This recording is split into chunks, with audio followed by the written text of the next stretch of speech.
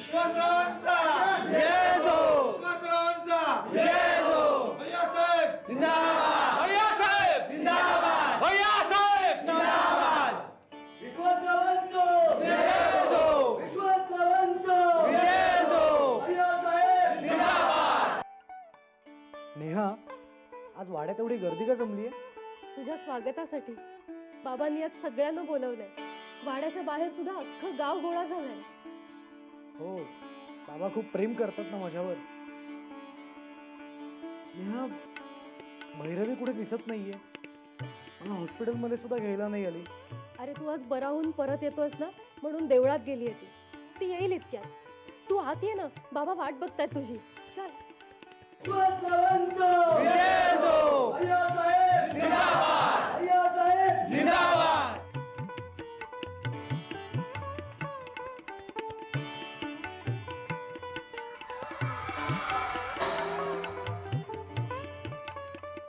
माझ्यावर प्रेम करणाऱ्या, मला सहकार्य करणाऱ्या आणि माझ्या आजपर्यंतच्या वाटचालीमध्ये माझ्या खांद्याला खांदा लावून चालणाऱ्या तुम्हा सर्वांना माझं अभिवादन.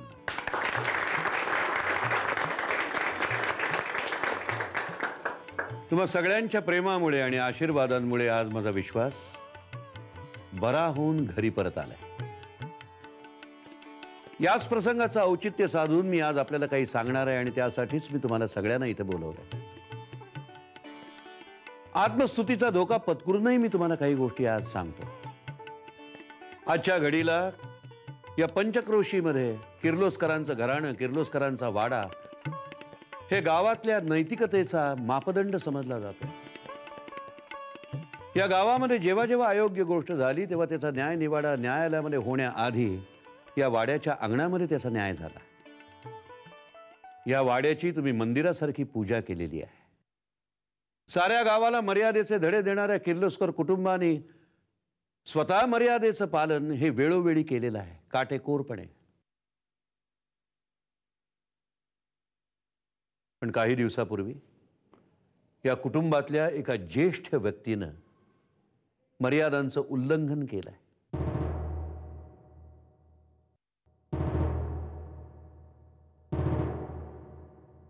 त्याच्या हातून घडू नये ते पाप घडलंय.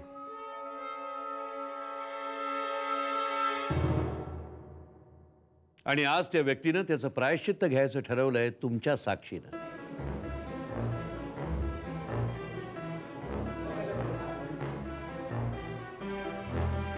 लोको, त्या व्यक्तीचं नाव आहे भैयासाहेब किर्लोस्कर.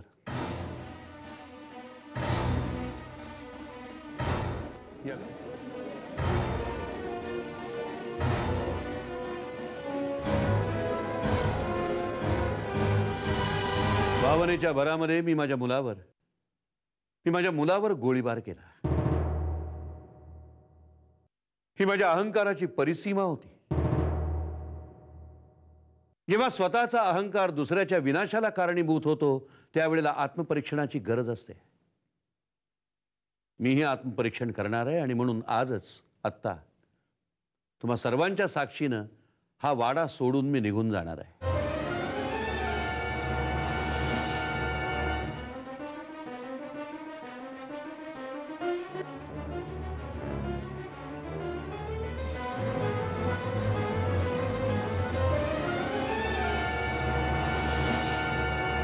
मी हा वाडा सोडून जाणार आहे माझ्या वडिलांच्या गुरुकडे, माझ्या आत्म्याच्या आणि मनाच्या शुद्धीकरणासाठी, एक शांत आणि अहंकार शून्य आयुष्य जगण्यासाठी. अहो काय बोलताय तुम्ही? बाबा, तुमच्या हातून जे घडलंय त्याबद्दल राग नाहीये माझा तुमच्यावर. तुम्ही मोठे आहात, आम्हाला शिक्षा करण्याचा अधिकार आहे तुम्हाला. बेटा, पण अधिकारांचा ज्या वेळेला गैरवापर होतो त्यावेळेला अधिकारांचा त्याग करणं यामध्येच खरं शहाणपण असतं. नाही भैयासाहेब, अहो तुम्हीच जर गेलात तर आमच्याकडे वळून कोण बघणार? आम्ही नाही जाऊन देणार तुम्हाला. भैयासाहेब, अख्ख्या गावात पितूतो आहे तुमच्याकडे. तुम्ही गेलात तर आम्ही पोरके होऊ. भैयासाहेब जाऊ नका. हे पहा, जोपर्यंत हा वाडा या गावामध्ये आहे तोपर्यंत तुम्ही पोरके होणार नाही. तुमच्या भावनांचा मी आदर करतो, पण आता जो मी निर्णय घेतलाय त्यापासून परावृत्त होणं मला शक्य नाही. पण भैयासाहेब, तुमच्या मागे तुमच्या व्यवसायाचा व्याप. का दोघं खंदे वारसदार आहेत की तुमच्या मार्गदर्शनाखाली ते सावरतील सगळं.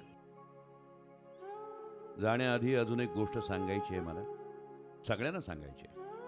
मी गेल्यानंतर किर्लोस्कर उद्योग समूहाचे सगळे अधिकार माझ्या थोरल्या मुलाकडे म्हणजे विश्वासकडे असतील.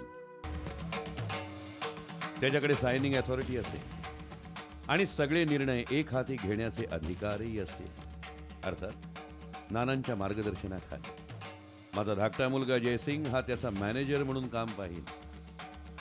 दोघांनी आपापल्या जबाबदाऱ्या व्यवस्थित निभावल्यानंतर माझी कमतरता कुणालाही भासणार नाही.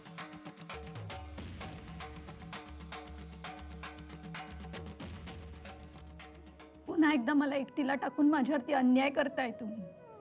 शक्य आहे. प्रत्येकावर केलेल्या अन्यायाचं प्रायश्चित्त हे मला घ्यायलाच हवं. मी तुमची गरज म्हणून जात नाहीये, मी माझी गरज म्हणून जातोय.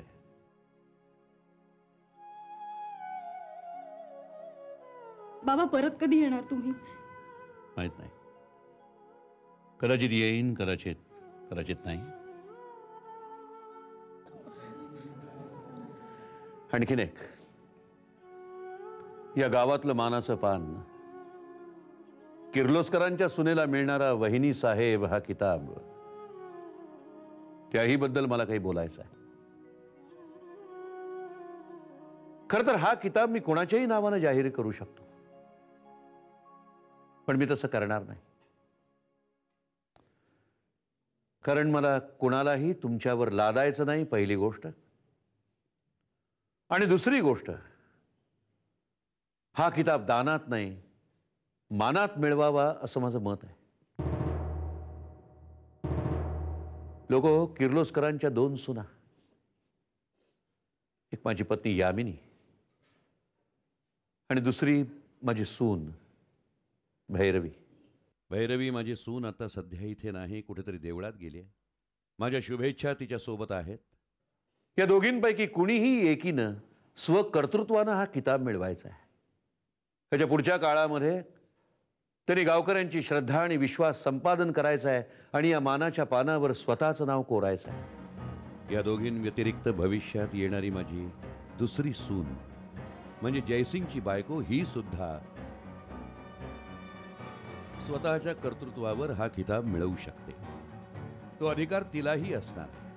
तेव्हा आता ह्या घरातल्या सुनांचं कर्मच ठरवे कोण असणार आहे ती ह्या पुढच्या वहिनी साहेब. येतो मी. बाबा थांबा.